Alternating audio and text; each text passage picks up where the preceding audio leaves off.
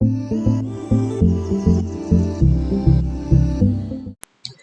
Everyone, welcome to chemist. तो आज से ना हम शुरू करने वाले हैं एक ऑर्गेनिक सीरीज, जिसमें हम सबसे पहले ऑर्गेनिक के बेसिक कॉन्सेप्ट सीखेंगे और फिर उन्हीं कॉन्सेप्ट को अप्लाई करेंगे रिएक्शन मैकेनिज्म को समझने में। ठीक है। अब देखो, ऐसा ना बहुत सारे बच्चे बोलते हैं कि मुझे ऑर्गेनिक केमिस्ट्री बिल्कुल अच्छी नहीं लगती, क्योंकि ऑर्गेनिक केमिस्ट्री समझ ही नहीं आती क्या हो रहा है। तो ऐसा बिल्कुल भी नहीं है, ऑर्गेनिक केमिस्ट्री बहुत इजी है। बट एक कंडीशन है कि आपको सीधा रिएक्शन मैकेनिज्म पे जंप करने से पहले ऑर्गेनिक के कॉन्सेप्ट पे फोकस करना है। ठीक है। अब ना, ऑर्गेनिक केमिस्ट्री की एक एडवांटेज बोलो या डिसएडवांटेज बोलो, वो ये है कि इसमें सारे चैप्टर्स इंटरकनेक्टेड होते हैं। जैसे अगर सपोज हम फिजिकल केमिस्ट्री पढ़ रहे हैं, तो फिजिकल केमिस्ट्री में इलेक्ट्रोकेमिस्ट्री में हम electrode potential, galvanic cell, electrolytic cell पढ़ रहे होते हैं। और अगर हम केमिकल काइनेटिक्स पढ़ रहे हैं तो उसमें रेट लॉ ये सब पढ़ रहे होते हैं। ठीक है। अब कहीं पे भी इलेक्ट्रोड पोटेंशियल का कनेक्शन केमिकल काइनेटिक्स में कहीं पे भी नहीं है। कहीं पे भी ऐसा नहीं है कि हम केमिकल काइनेटिक्स में इलेक्ट्रोकेमिस्ट्री के कॉन्सेप्ट्स अप्लाई कर रहे हो। दोनों चैप्टर बिल्कुल ही अलग हैं। अगर आप एग्जाम में इलेक्ट्रोकेमिस्ट्री छोड़ के भी चले जाओगे, फिर भी आप केमिकल काइनेटिक्स के क्वेश्चंस कर पाओगे। बट ऑर्गेनिक में क्या होता है ना, कि सारी चीज़ें इंटरकनेक्टेड है। अगर आपको जनरल ऑर्गेनिक केमिस्ट्री नहीं आती, तो आप ऑर्गेनिक के हर चैप्टर में फंस जाओगे। ठीक है। वैसे ही बेसिक बेसिक रिएक्शंस अगर आपको नहीं आते हैं, तो आप ऑर्गेनिक केमिस्ट्री समझ ही नहीं पाओगे। तो ये एक होता है फैक्टर, जिसकी वजह से आपको ऑर्गेनिक केमिस्ट्री हार्ड लग सकती है। बट ट्रस्ट मी, आप अपने बेसिक कॉन्सेप्ट पे फोकस करो, आपको कहीं कोई प्रॉब्लम नहीं आने वाली है।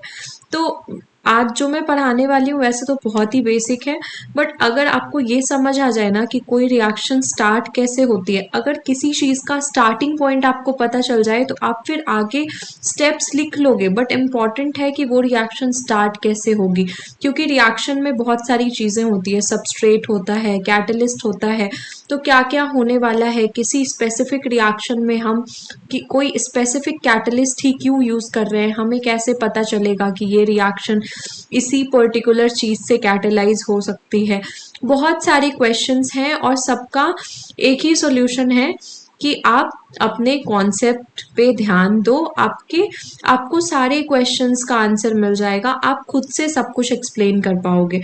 तो ये सारे जो लेक्चर्स हैं ना, अगर आप जेई नीट के लिए प्रिपेयर कर रहे हो या फिर आईआईटी जाम केमिस्ट्री के लिए प्रिपेयर कर रहे हो, तो ये सारे लेक्चर्स आपके लिए हेल्पफुल रहने वाले हैं। इवन अगर आप नॉर्मल बोर्ड्स के लिए भी प्रिपेयर कर रहे हो, तो भी आप ये वीडियोस देख सकते हो, क्योंकि उससे आपके बेसिक कॉन्सेप्ट क्लियर हो जाएंगे।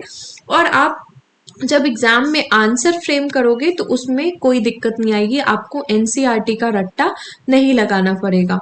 तो इतना काफ़ी है अभी के लिए। अब हम स्टार्ट कर सकते हैं अपना टॉपिक। वैसे तो टॉपिक है हमारा इलेक्ट्रोफाइल्स एंड न्यूक्लियोफाइल्स, राइट। वैसे तो टॉपिक है हमारा इलेक्ट्रोफाइल्स एंड न्यूक्लियोफाइल्स। इलेक्ट्रोफाइल को हम दिखाते हैं E+ से, और न्यूक्लियोफाइल के लिए हम रिप्रेजेंटेशन यूज करते हैं Nu-। ठीक है। बट डायरेक्ट टॉपिक पे जाने से पहले बहुत सारी चीजें हैं जो हमें पता होनी चाहिए।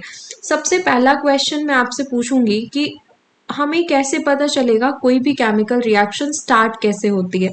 ठीक है। तो इसका एक सिंपल सा आंसर है कि किसी भी सबस्ट्रेट में एक होता है इलेक्ट्रॉन रिच सेंटर और एक होता है electron deficient centre, right. Electron rich centre जाके इलेक्ट्रॉन डेफिशिएंट सेंटर पे अटैक कर देता है और फिर रिएक्शन स्टार्ट हो जाती है। यही होता रहता है मोर और लेस हर रिएक्शन में।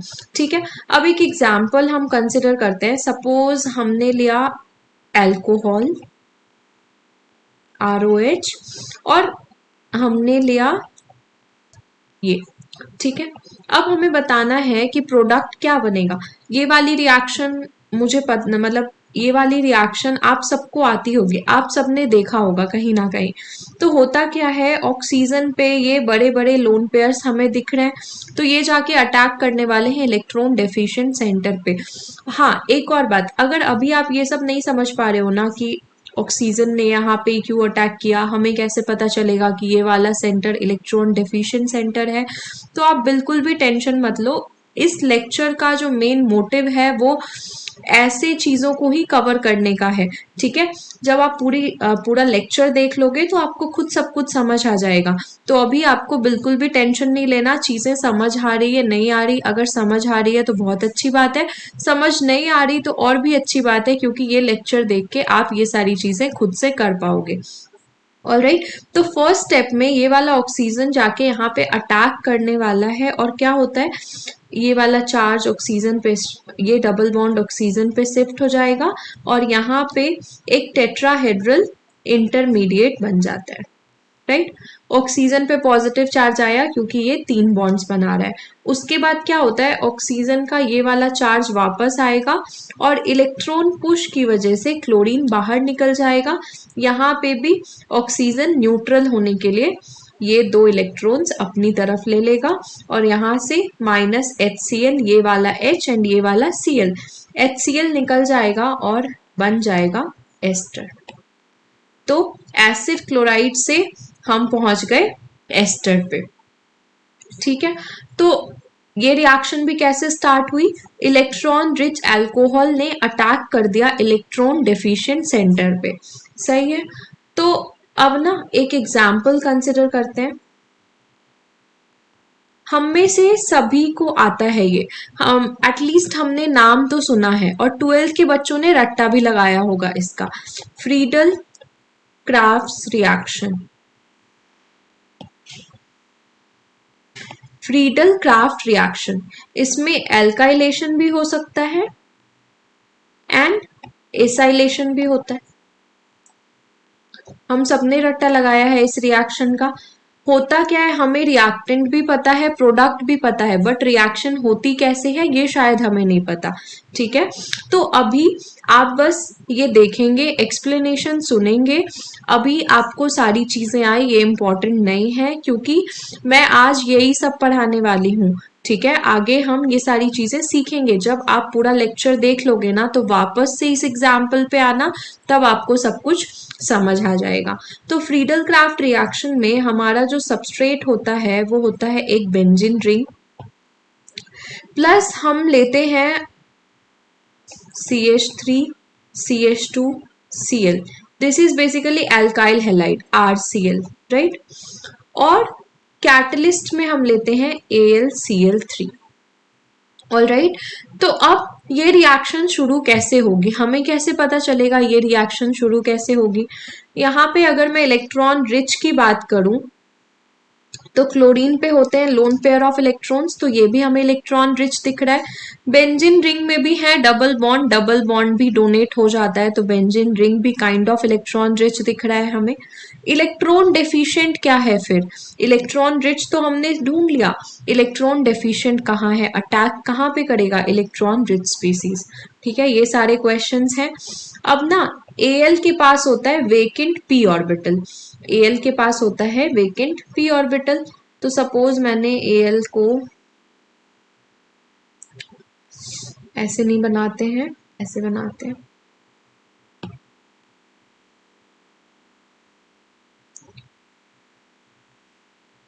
Al के पास, यहाँ पे आप Cl लगा दो, Al के पास होता है वेकेंट p ऑर्बिटल, ठीक है। तो वेकेंट है मतलब ये इलेक्ट्रॉन ले सकता है। अब दूसरी बात कि यहाँ पे है लोन पेयर, यहाँ पे है डबल बॉन्ड। अब लोन पेयर और डबल बॉन्ड में से इजीली कौन सा डोनेट हो पाएगा, तो ये वाली चीज भी हम आगे सीखेंगे। बट देखो डबल बॉन्ड इस क्या है, ये बॉन्डिंग पेयर ऑफ इलेक्ट्रॉन्स है, पाई इलेक्ट्रॉन्स तो हैं बट बॉन्ड फॉर्मेशन में इन्वॉल्व हैं।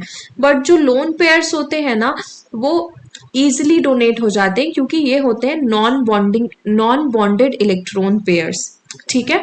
जो डबल बॉन्ड है ये है बॉन्डिंग इलेक्ट्रॉन पेयर्स और जो लोन पेयर होते हैं वो होते हैं नॉन बॉन्डेड इलेक्ट्रॉन पेयर्स। तो lone pairs comparatively easily donate हो पाते हैं। इसके पीछे का रीजन MOT अप्रोच से हम ये सब समझेंगे, बट अभी बस लेक्चर शुरू करने के लिए मैं आपको ये एग्जाम्पल दे रही हूँ। तो क्लोरीन का जो लोन पेयर है ये जाके एल्यूमिनियम के वेकेंट p ऑर्बिटल में चला जाएगा, तो यहाँ पे फिर कुछ ऐसा बन जाता है, CH3 CH2 Cl पे आ जाएगा पॉजिटिव चार्ज, क्योंकि Cl तो एक बॉन्ड ही बनाता है, हैलोजेंस एक बॉन्ड बनाते हैं।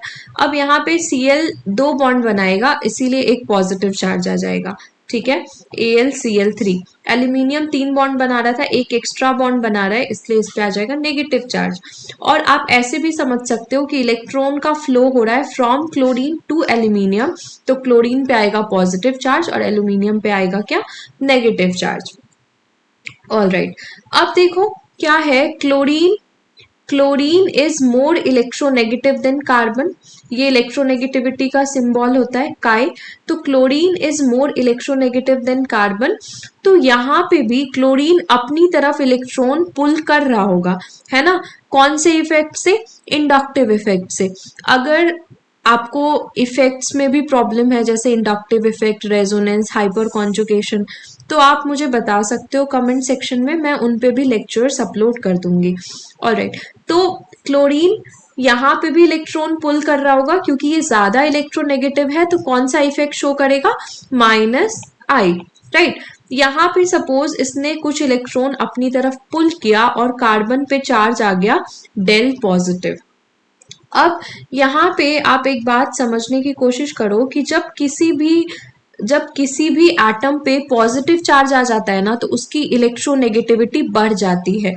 ठीक है, पॉजिटिव चार्ज आने से इलेक्ट्रोनेगेटिविटी बढ़ जाती है। तो यहाँ पे जो क्लोरीन पॉजिटिव है, this is more electronegative than this neutral chlorine. More electronegative का क्या मतलब है, this will show stronger -I।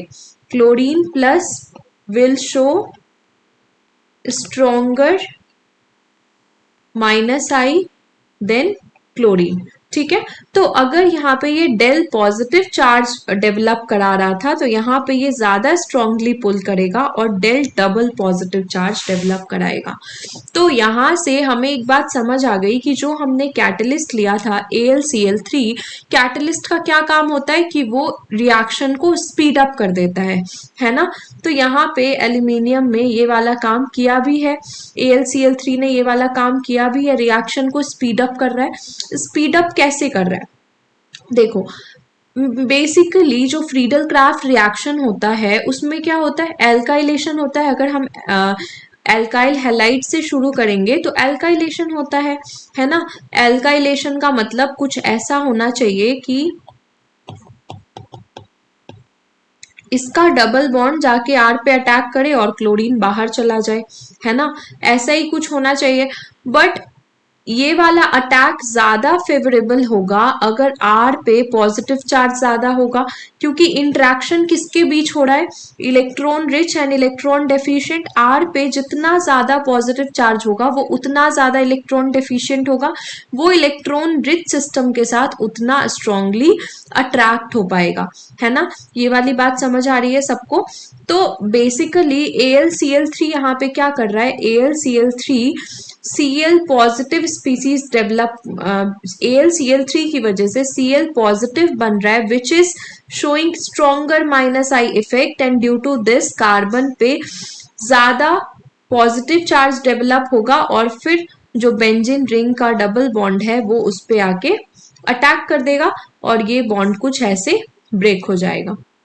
तो AlCl4- बन जाएगा और यहाँ पे क्या बनेगा, बेंजीन का एल्काइलेशन हो जाता है, CH2 CH3 प्रोडक्ट बन जाता है। ठीक है, तो ये वाली बात सबको समझ आ गई। ये वाला रिएक्शन हमें बहुत इजीली समझ आ गया, क्योंकि हमने इलेक्ट्रॉन डेफिशिएंट सेंटर आइडेंटिफाई कर लिया, इलेक्ट्रॉन रिच सेंटर आइडेंटिफाई कर लिया। तो अब ये बात सबको समझ आ गई ना कि AlCl3 फ्रीडल क्राफ्ट रिएक्शन को स्पीड अप कैसे करता है। ठीक है, चलो इतनी बातें अगर सबको समझ आ गई है तो अब हम थोड़ा सा आगे चलते हैं। तो जो भी हमें इलेक्ट्रोफाइल न्यूक्लियोफाइल समझना है, उसके लिए जो हम की कॉन्सेप्ट्स यूज करेंगे वो पहले देख लेते हैं कि क्या क्या की कॉन्सेप्ट हम यूज करने वाले हैं। जो हमारा न्यूक्लियस होता है वो ऐसा होता है, न्यूक्लियस, और इसके आसपास शेल्स होते हैं जिसमें इलेक्ट्रॉन घूम रहा होता है। है ना।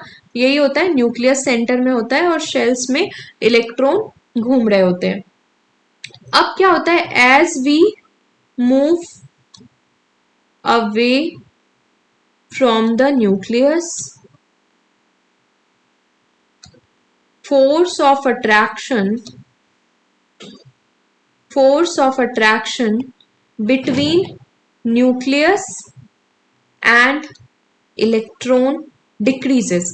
न्यूक्लियस पे होता है पॉजिटिव चार्ज और इलेक्ट्रॉन पे होता है नेगेटिव चार्ज, मतलब दोनों के बीच अट्रैक्शन तो होगा, बट जैसे जैसे हम न्यूक्लियस से दूर जाएंगे ये वाला फोर्स ऑफ अट्रैक्शन क्या होगा, कम होगा, है ना।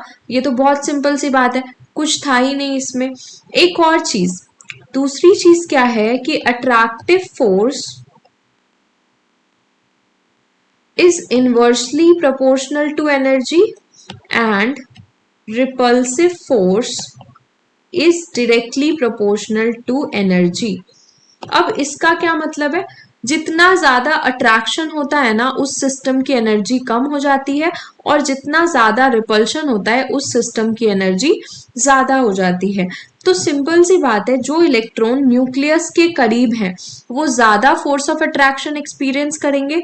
अगर मैं यहाँ पे नंबर दे दूं, electron 1, electron 2, electron 3, electron 1 nucleus के नियरेस्ट है, सबसे ज्यादा करीब है, तो इलेक्ट्रॉन 1 सबसे ज्यादा फोर्स ऑफ अट्रैक्शन एक्सपीरियंस करेगा, तो इलेक्ट्रॉन 1 की एनर्जी सबसे कम होगी।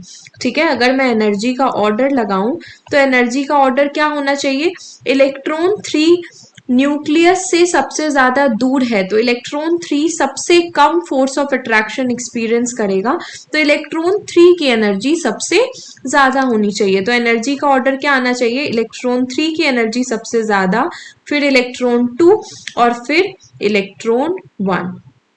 ठीक है, इतनी बात सबको समझ आ गई। अब दूसरी बात, हाँ, जैसे जैसे हम न्यूक्लियस से दूर जाएंगे फोर्स ऑफ अट्रैक्शन कम होगा और एनर्जी बढ़ेगी। अब सपोज हमें इस एटम में से एक इलेक्ट्रॉन निकालना है, तो कौन से इलेक्ट्रॉन को निकालना सबसे इजी होगा, उस इलेक्ट्रॉन को निकालना सबसे इजी होगा जिसपे न्यूक्लियस का जो फोर्स ऑफ अट्रैक्शन है सबसे कम लग रहा हो, है ना। फोर्स ऑफ अट्रैक्शन अगर ज्यादा होगा तो न्यूक्लियस इलेक्ट्रॉन को पुल करके रखेगा, फिर उसको निकाल पाना मुश्किल होगा। तो जिस इलेक्ट्रॉन पे न्यूक्लियस का पुल सबसे कम लग रहा हो उसको निकालना सबसे ज्यादा इजी होगा। तो यहां से हम एक कंक्लूजन निकाल सकते हैं,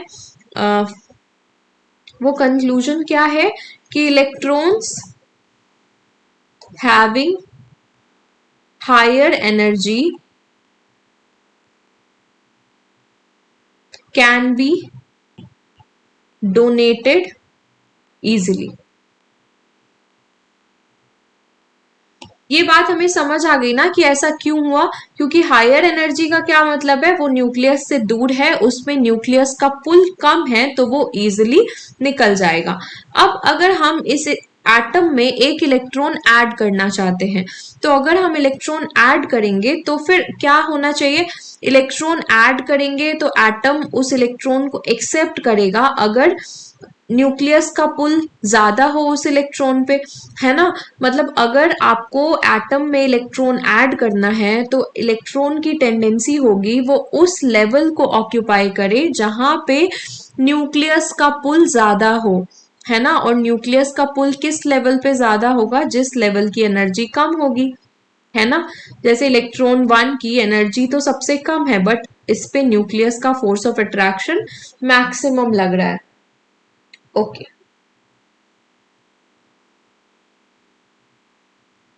तो एक और पॉइंट हम लिख सकते हैं, when any system accepts electron it tends to accept electron in the level having lower energy। ठीक है, अगर डोनेट करना होगा तो डोनेशन होगा हायर एनर्जी वाले लेवल से, और अगर एक्सेप्ट करना होगा तो लोअर एनर्जी वाले लेवल में एक्सेप्ट करेगा। ठीक है, अब चलते हैं दूसरे कॉन्सेप्ट पे। हम ना सब कुछ होमो लूमो कॉन्सेप्ट पे सीखने वाले हैं, तो हमें पता होना चाहिए होमो लूमो कॉन्सेप्ट क्या है। होमो एंड लूमो कॉन्सेप्ट। होमो का फुल फॉर्म होता है हाईली ऑक्यूपाइड मॉलिक्यूलर ऑर्बिटल, और लूमो होता है लोअर अनऑक्यूपाइड मॉलिक्यूलर ऑर्बिटल। ठीक है, तो देखो होमो लूमो को समझने के लिए हमें थोड़ा सा एमओटी में जाना पड़ेगा। वैसे तो इनऑर्गेनिक में एमओटी पे आपको डिटेल्ड लेक्चर्स मिलेंगे, बट अभी के लिए अगर आपको पता है तो बहुत अच्छी बात है, अगर नहीं भी पता है तो आप इनऑर्गेनिक में देख सकते हो। तो देखो अगर सपोज एग्जाम्पल लेती हूँ मैं C2 का। C2 का एमओटी आप में से मैक्सिमम लोगों को आता होगा ड्रॉ करना, तो सबसे पहले हम ड्रॉ करेंगे C2 का एमओटी। एमओटी ड्रॉ करने के लिए हम क्या करते हैं, ऐसे दो लाइंस ड्रॉ करते हैं। यहाँ पे लिखेंगे एटॉमिक ऑर्बिटल्स, यहाँ पे भी एटॉमिक ऑर्बिटल्स, और यहाँ पे मॉलिक्यूलर ऑर्बिटल। ठीक है, सबसे पहले इलेक्ट्रॉन्स की बात कर लेते हैं। कार्बन का एटॉमिक नंबर होता है 6, मतलब कार्बन में होते हैं 6 इलेक्ट्रॉन्स। तो C2 में कितने होंगे, 6 into 2 is equals to 12 electrons. All right, तो अब देखो सबसे पहले यहाँ पे एटॉमिक ऑर्बिटल में लिखूंगी मैं 1s, यहाँ पे भी 1s। 1s कंबाइन करके बनाता है sigma 1s, sigma star 1s, 2s 2s, ये कंबाइन करके sigma 2s and sigma star 2s। यहाँ पे होता है 2p, 2p सबसे नीचे आएगा,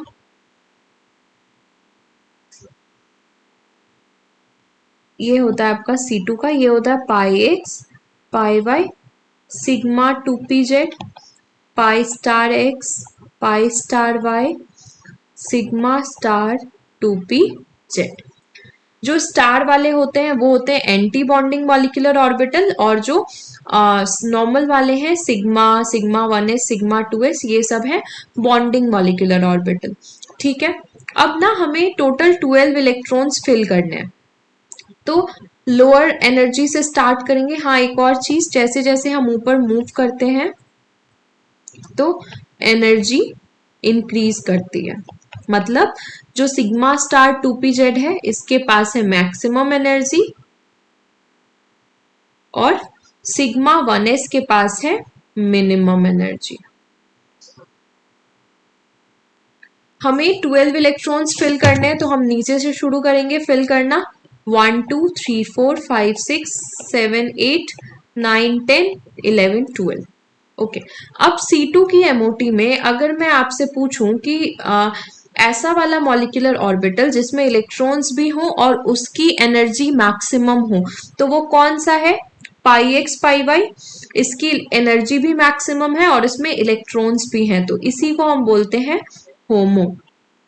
राइट, अब लूमो की बात करते हैं। लूमो क्या होता है, ऐसा ऑर्बिटल जिसमें इलेक्ट्रॉन ना हो और उसकी मिनिमम एनर्जी हो। तो यहाँ पे sigma star 2pz, pi star x pi star y and sigma 2pz, ये तीनों है वेकेंट ऑर्बिटल्स, तीनों में ही इलेक्ट्रॉन नहीं है। बट इन तीनों में अगर मैं बात करूं कि मिनिमम एनर्जी किसकी है, तो मिनिमम एनर्जी है सिग्मा 2pz की। तो हमारा लूमो क्या हो जाएगा, लूमो हो जाएगा सिग्मा 2pz। क्लियर है, तो C2 से हमें पता चल गया कि होमो लूमो हम कैसे पहचानेंगे। अब जो ऑर्गेनिक में हम एमओटी ड्रॉ करने वाले हैं वो इससे डिफरेंट होगा। मैंने C2 का एग्जांपल लिया बस आपको होमो लूमो समझाने के लिए। सही है, okay, just a minute.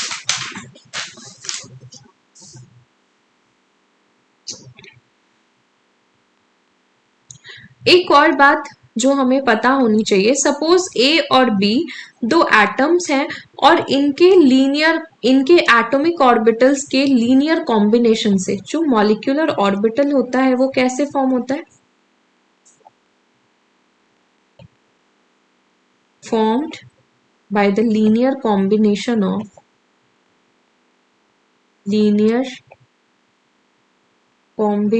of atomic orbitals. Okay, suppose A और बी हैं, दोनों मिलके मॉलिक्यूलर ऑर्बिटल्स फॉर्म कर रहे हैं। ए और बी में अगर मैं इलेक्ट्रोनेगेटिविटी की बात करूं तो सपोज मैंने बोला electronegativity of A is greater than electronegativity of B. जब हमने कार्बन की एमओटी ड्रॉ की थी तो कार्बन सिमिलर है, मतलब दोनों कार्बन तो सेम है ना, तो इसीलिए जो लेवल्स थे वो सेम एनर्जी पे थे। देखो दोनों कार्बन का जो 1s ऑर्बिटल है वो सेम एनर्जी लेवल पे है। बट अगर मैं बात करूं दो डिफरेंट एटम्स हमने लिए जिसमें से ए ज्यादा इलेक्ट्रोनेगेटिव है बी से, तो इनके जो लेवल्स की एनर्जी होगी ना वो सेम नहीं होगी। एक बात आपको ध्यान में रखनी है कि more electronegative elements have lower lying levels. More electronegative elements have lower lying levels.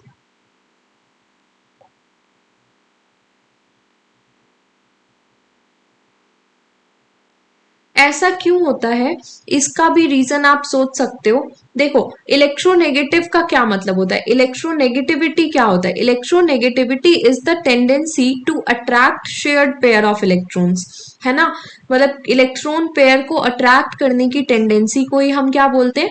Electronegative बोलते हैं। अब कोई भी एटम जो ज्यादा इलेक्ट्रोनेगेटिव है वो क्या करेगा? इलेक्ट्रॉन्स को अपनी तरफ ज्यादा पुल करेगा, मतलब फोर्स ऑफ अट्रैक्शन ज्यादा है in case of electronegative element. और मैंने आपको क्या बोला था कि जब भी पुलिंग फोर्स या अट्रैक्टिव फोर्स ज्यादा होता है तो उससे सिस्टम की एनर्जी डिक्रीज करती है। इसीलिए अगर ए बी से ज्यादा इलेक्ट्रोनेगेटिव है तो अगर हम एनर्जी लेवल्स ड्रॉ करेंगे तो ए का लेवल यहाँ पे होगा तो बी का लेवल कहीं यहाँ पे होगा, मतलब बी के लेवल की एनर्जी हमेशा ए के लेवल से ज्यादा होगी। ठीक है, तो इतना अभी के लिए काफी था। अब देखो, अब हमने C2 का एमओटी तो देख लिया, बट हम ऑर्गेनिक केमिस्ट्री में एमओटी कैसे ड्रॉ करेंगे उसके लिए मैं यहाँ पे कुछ सिस्टम्स लिख रही हूँ। सबसे पहला है आपका CO, फिर सपोज ये लिखा मैंने, फिर C डबल बॉन्ड CrOH, और एक और एग्जाम्पल लेते हैं, नीचे लिख देती हूँ मैं कहीं पे, CH3+। इसमें हमें इस बॉन्ड के लिए ड्रॉ करना है एमओटी, इस बॉन्ड के लिए ड्रॉ करना है, इसके लिए ड्रॉ करना है, इसके लिए करना है और इसके लिए करना है। ठीक है, अब ना सबसे पहले ना कार्बोकैटायन को समझते हैं कि कार्बोकैटायन का क्या मतलब है, कार्बोकैटायन कैसे बनता है। तो देखो कार्बन क्या होता है, configuration 1s2 2s2 2p2। Bond formation में तो वैलेंस ऑर्बिटल ही पार्टिसिपेट करता है।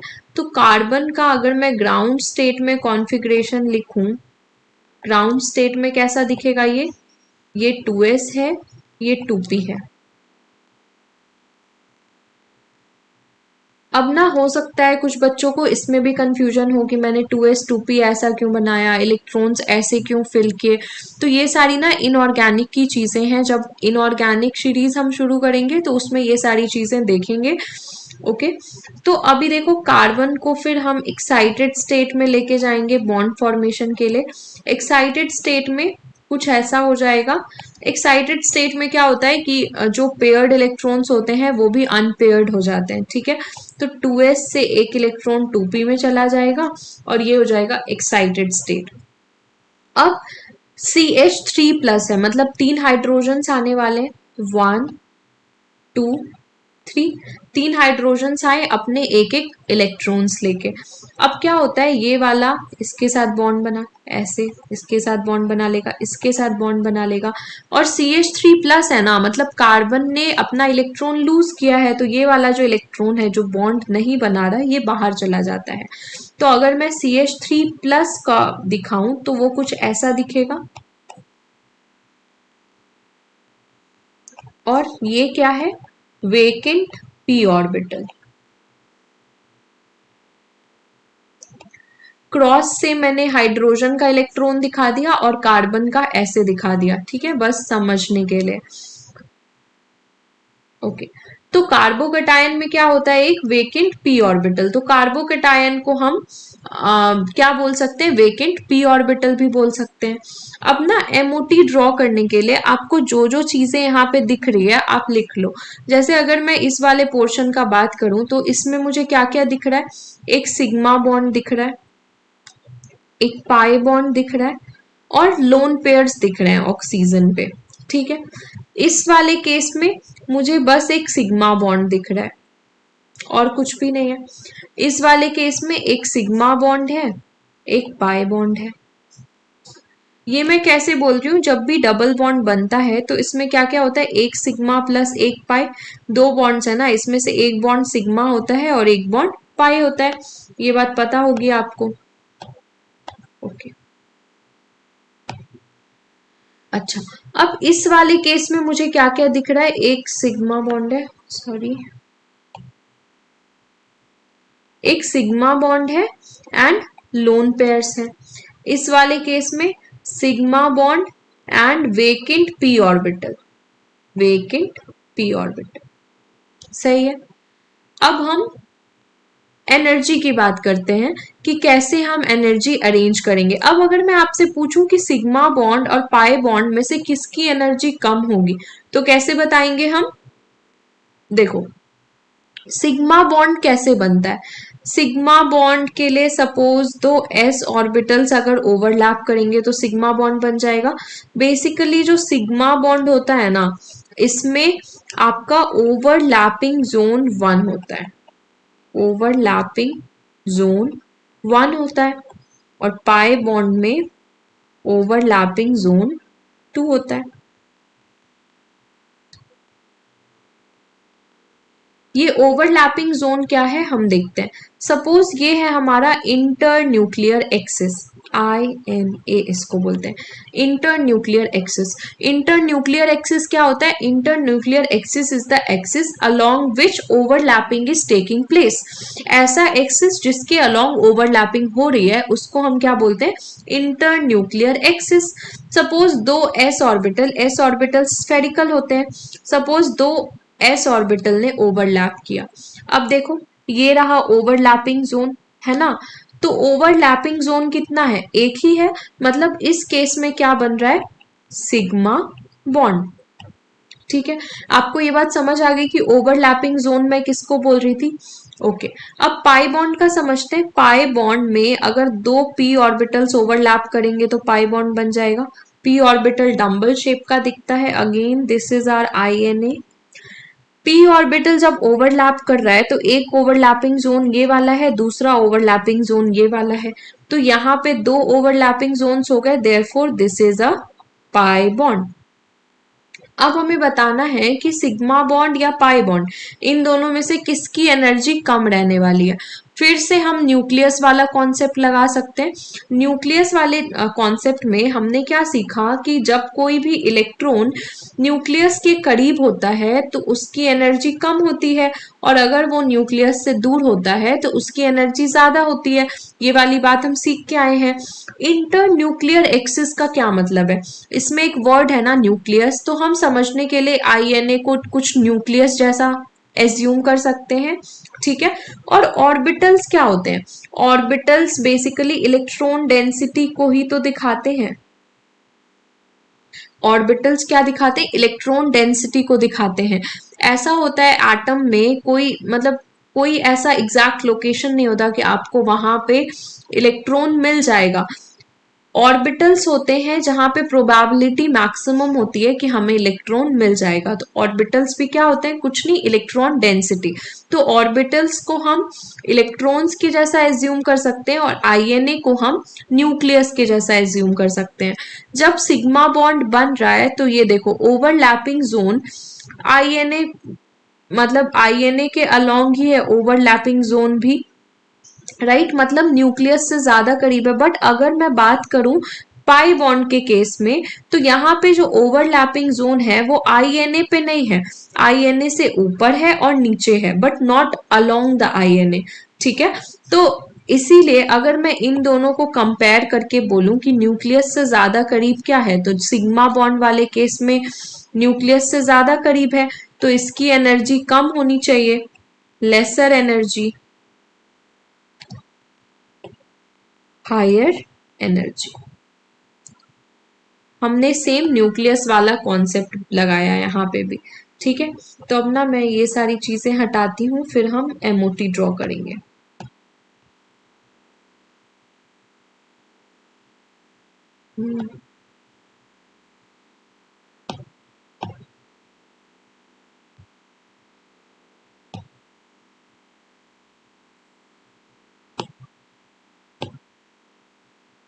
ओके,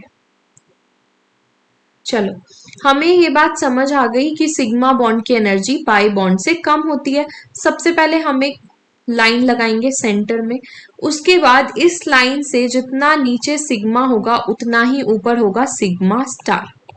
ठीक है, तो ये हो गया सिग्मा, और अगर सिग्मा है तो सिग्मा स्टार भी होगा। सिग्मा बॉन्ड से ज्यादा एनर्जी होती है पाई बॉन्ड की, तो इससे थोड़ा ऊपर होगा पाई।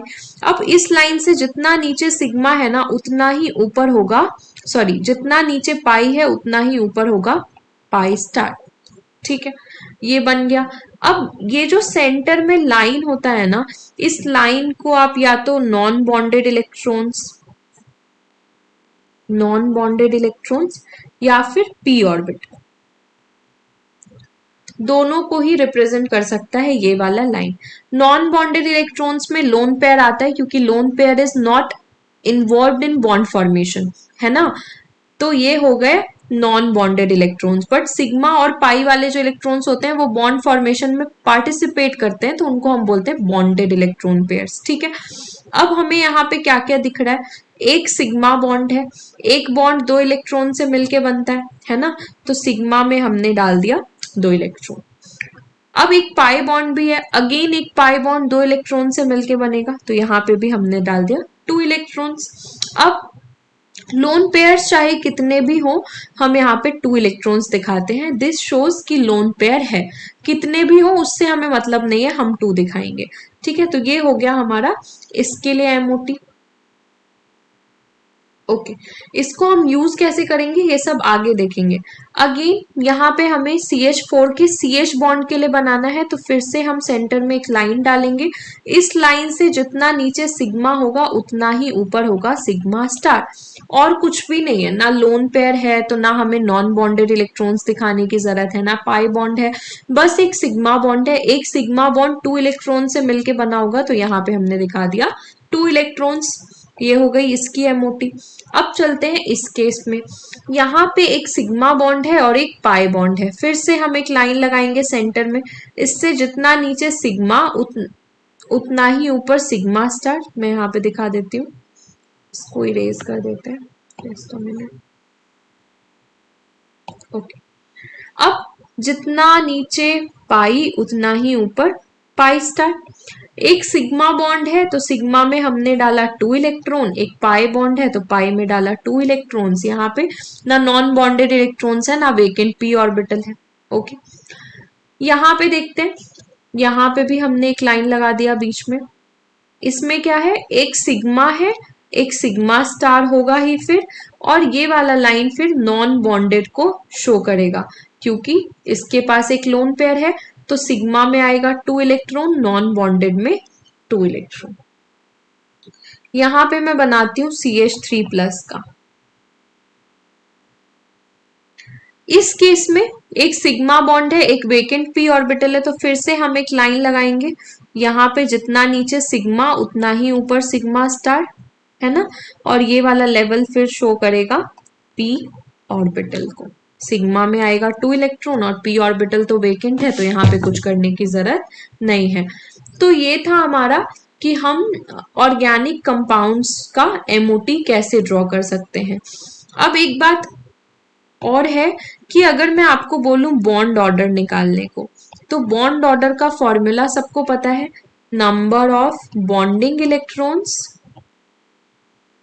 Minus number of anti bonding electrons bye 2। ठीक है। तो अगर सपोज हमें इस वाले केस में निकालना हो बॉन्ड ऑर्डर, इस वाले केस में तो कैसे निकालेंगे?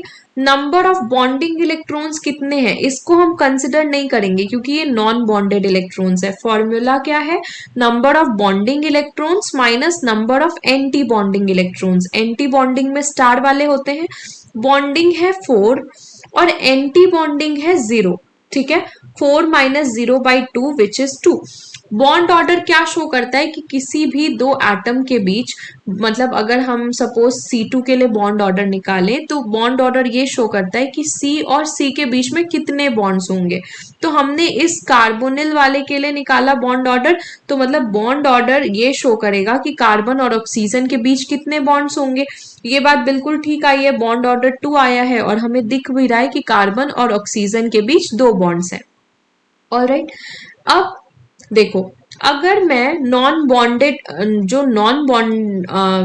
नॉन बॉन्डिंग ऑर्बिटल्स हैं, एंटी बॉन्डिंग ऑर्बिटल्स हैं, सॉरी, जो स्टार वाले हैं, इसमें भी इलेक्ट्रॉन्स फिल कर दूं तो फिर क्या होगा? सपोज मैंने इसमें 2 इलेक्ट्रॉन्स डाल दिया, इसमें 2 इलेक्ट्रॉन्स डाल दिया, उस केस में क्या होगा? बॉन्ड ऑर्डर, बॉन्डिंग में भी 4 इलेक्ट्रॉन्स होंगे, एंटी बॉन्डिंग में भी 4 इलेक्ट्रॉन्स होंगे, मतलब 4 minus 4/2 which is 0/2 which is 0, है ना। तो उस केस में कार्बन और ऑक्सीजन के बीच कितने बॉन्ड्स आ जाएंगे? 0।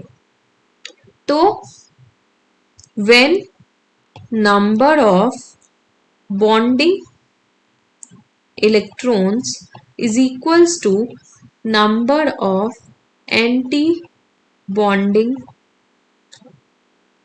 electrons, when number of bonding electrons is equals to number of anti bonding electron, bond gets broken।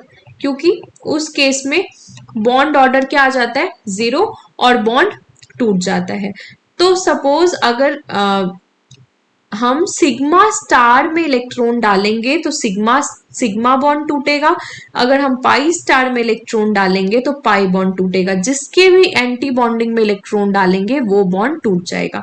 जैसे सपोज हमने जब लास्ट वाला केस कंसिडर किया था तो उसमें पाई स्टार में भी 2 इलेक्ट्रॉन्स डाल दिए थे और सिग्मा स्टार में भी 2 इलेक्ट्रॉन्स डाल दिए थे, है ना।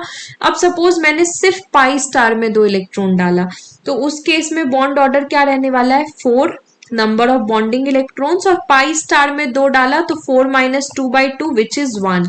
मतलब उस केस में कार्बन और ऑक्सीजन के बीच सिर्फ एक बॉन्ड होगा, और वो एक बॉन्ड कौन सा होगा? सिग्मा बॉन्ड होगा, क्योंकि हमने पाई स्टार में 2 इलेक्ट्रॉन डाल दिया तो पाई बॉन्ड तो टूट गया। अच्छा, अब आप ये बोलेंगे कि पाई बॉन्ड ही क्यों टूटा, पहले सिग्मा क्यों नहीं टूटा, है ना। अभी मैंने आपको क्या बात बताई थी कि जब इलेक्ट्रॉन एक्सेप्ट करने की बात आती है तो फिर इलेक्ट्रॉन एक्सेप्ट किस लेवल में होता है? उस लेवल में जिसकी एनर्जी कम हो। पाई स्टार और सिग्मा स्टार में से लूमो कौन सा है? एनर्जी कम किसकी है? लूमो तो पाई स्टार है ना, राइट। तो इलेक्ट्रॉन अगर आएगा तो पहले पाई स्टार में ही आएगा, क्योंकि इसकी एनर्जी कम है, ये लूमो है, तो पहले पाई बॉन्ड ही टूटने वाला है। ठीक है, इतनी बात क्लियर है सबको? अच्छा, अब अगर मैं एक एग्जाम्पल लूं, जैसे SN2 रिएक्शन सबको पता है ना, अभी ये सारे भी वीडियोस आएंगे आगे, अभी बस मैं एग्जाम्पल ले रही हूँ। उसमें क्या होता है कि न्यूक्लियोफाइल अटैक करता है, सपोज कुछ ऐसा हमने सपोज मान लिया। अब इसमें क्या होता है कि प्रोडक्ट क्या बन जाएगा? फिर ये आई निकल जाता है और OH आके अटैक करता है। तो इसमें क्या होता है, अगर ये Ci बॉन्ड है, Ci का सिग्मा बॉन्ड है ये, तो सिग्मा है तो सिग्मा स्टार भी होगा, ये वाला कौन सा होगा, सिग्मा स्टार, और ये वेकेंट होगा। तो OH माइनस क्या करता है, Ci बॉन्ड के मतलब Ci बॉन्ड के एंटी बॉन्डिंग में इलेक्ट्रॉन डालता है, जिसकी वजह से ये बॉन्ड ब्रेक कर जाता है। ठीक है, तो ये बात आपको समझ आ गई कि अगर आपको सिग्मा बॉन्ड को ब्रेक कराना है तो हम सिग्मा स्टार में इलेक्ट्रॉन डालेंगे। SN2 में भी यही होता है, Ci बॉन्ड ब्रेक करता है क्योंकि OH माइनस Ci के एंटी बॉन्डिंग में इलेक्ट्रॉन्स डोनेट कर देता है। ऑल राइट, अब बहुत सारी चीजें हैं कि Ci बॉन्ड ही क्यों टूटता है, CH बॉन्ड ही क्यों, CH बॉन्ड क्यों नहीं टूटता, ये सारी चीजें हम आगे सीखेंगे।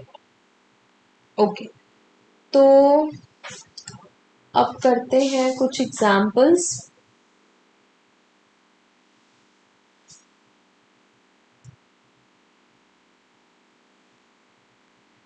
सपोज मैंने आपको बोला कि CO है और एक ये वाला सिस्टम है।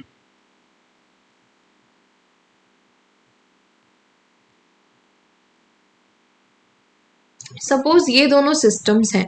अब मैंने आपको बोला कि आप बताओ इन दोनों में से बेटर डोनर कौन सा होगा, बेटर एक्सेप्टर कौन सा होगा। बेटर डोनर बताओ और बेटर एक्सेप्टर बताओ। सबसे पहले हम क्या करेंगे, MOT ड्रॉ करेंगे। इसमें हमें क्या क्या दिख रहा है, sigma bond, pi bond, lone pair. इसमें क्या क्या दिख रहा है, sigma bond, pi bond, lone pair. ये हम अभी पहले भी करके आए हैं। अब यहाँ पे सारी चीजें तो सेम है, बट ये बात हमें समझ आनी चाहिए कि यहाँ पे इलेक्ट्रोनेगेटिविटी का भी तो कोई रोल आएगा, क्योंकि ऑक्सीजन और नाइट्रोजन में से ज्यादा इलेक्ट्रोनेगेटिव कौन है। As we move from left to right in the period, electronegativity increases, और नाइट्रोजन होता है ग्रुप 15 में, ऑक्सीजन होता है ग्रुप 16 में। तो ऑक्सीजन की इलेक्ट्रोनेगेटिविटी नाइट्रोजन से ज्यादा होगी, oxygen is more electronegative then nitrogen. सही है, तो अब MOT बनाते हैं। ऑक्सीजन के लिए अगर सपोज मैंने ये लाइन डाला, यहाँ पे है सिग्मा, यहाँ पे होगा फिर सिग्मा स्टार, पाई, पाई स्टार, राइट। अब बात ये है कि ऑक्सीजन ज्यादा इलेक्ट्रोनेगेटिव है, तो मैंने क्या बताया था आपको कि जो ज्यादा इलेक्ट्रोनेगेटिव एलिमेंट होते हैं ना, उनके लेवल्स की एनर्जी कम होती है। तो अगर ऑक्सीजन वाले केस में सिग्मा यहाँ पे है, तो नाइट्रोजन वाले केस में कहीं यहाँ पे होगा, सिग्मा स्टार भी ऊपर होगा, पाई भी ऊपर होगा, पाई स्टार भी ऊपर होगा, है ना। ये देखो एनर्जी डिफरेंस आप देख सकते हैं कि ऑक्सीजन वाले केस में लेवल्स ज्यादा नीचे हैं नाइट्रोजन वाले केस से।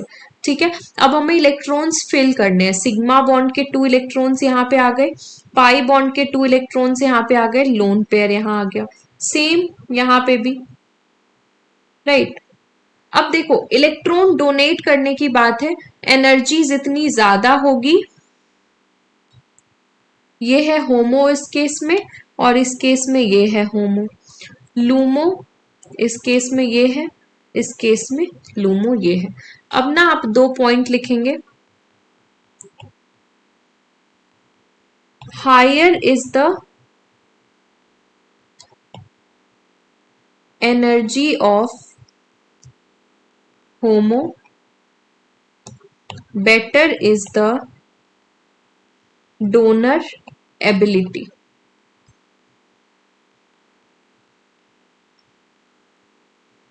Lower is the energy of LUMO, better is the acceptor ability। इसको बड़े से क्लाउड में बना लो क्योंकि ये बहुत इंपॉर्टेंट है। हमने क्या बोला, higher is the energy of HOMO, better is the donor ability, lower is the, या फिर आप इसको ग्रेटर बोल सकते हो, greater is the donor ability, lower is the energy of LUMO, better is the acceptor ability. ठीक है, अब देखो इन दोनों में से होमो की एनर्जी, इसके होमो की एनर्जी ज्यादा है ना। सपोज इसको मैंने बोल दिया A, इसको मैंने बोल दिया B, तो बेटर डोनर कौन सा हो जाएगा? बी, क्योंकि इसमें होमो की एनर्जी ज्यादा है। अब अगर बेटर एक्सेप्टर की बात करें तो एक्सेप्टर के लिए मैंने क्या बोला? Lower is the energy of LUMO. इन दोनों लूमो को कंपेयर करें अगर, तो इस वाले की एनर्जी कम है, तो बेटर एक्सेप्टर कौन सा हो जाएगा? ए। तो एमओटी ड्रॉ करके हमें ये पता चल गया कि इन दोनों में से अगर इलेक्ट्रॉन डोनेट करने की बात आएगी तो पहले ये नाइट्रोजन इलेक्ट्रॉन डोनेट करेगा, और अगर इलेक्ट्रॉन एक्सेप्ट करने की बात आएगी तो पहले ये वाला कार्बोनिल इलेक्ट्रॉन एक्सेप्ट करेगा। ठीक है, ये वाली बात आपको समझ आ गई। अब ना हम एक और एग्जाम्पल लेंगे।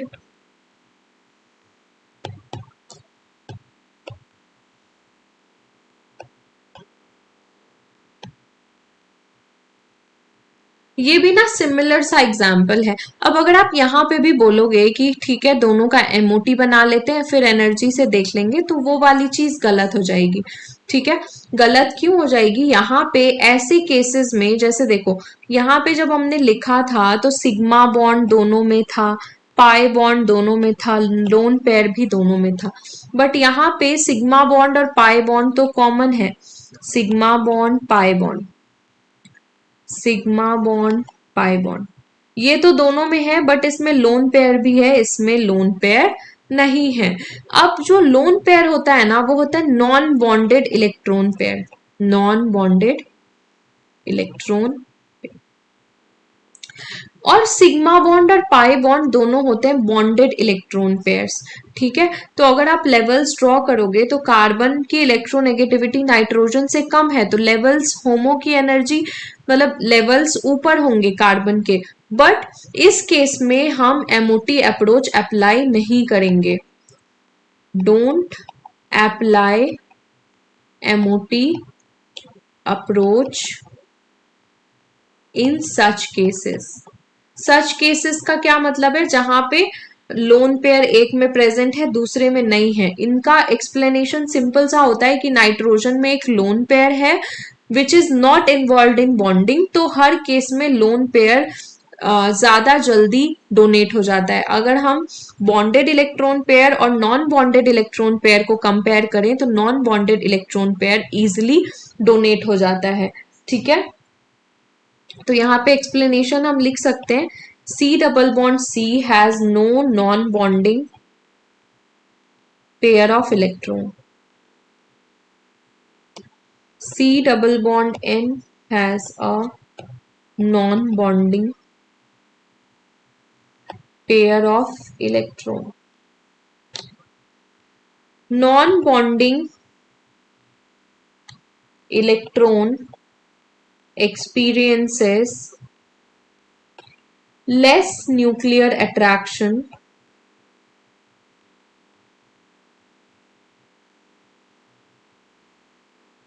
than bonding electrons and thus is donated easily। Non bonding electron पे जो न्यूक्लियर का अट्रैक्शन होता है वो कम होता है as compare to bonding electron, इसीलिए non bonding electron easily donate हो जाएंगे। तो इस केस में हमें एमओटी बनाने की कोई नीड नहीं है। इस केस में हमने बस ये देख लिया कि नाइट्रोजन पे एक लोन पेयर है which is non bonding pair of electron, easily मतलब available for donation, but carbon double bond carbon में ऐसा कोई इलेक्ट्रॉन पेयर प्रेजेंट नहीं है, इसीलिए इसकी डोनर एबिलिटी ज्यादा होगी। सही है, तो आई होप एमओटी बनाना और उसको अप्लाई कैसे करेंगे थोड़ा बहुत आपको समझ आ गया होगा। नेक्स्ट क्लास में हम इससे आगे करेंगे, तब तक आप ये सब रिवाइज करेंगे और कोई भी डाउट है तो आप कमेंट सेक्शन में पूछ सकते हैं।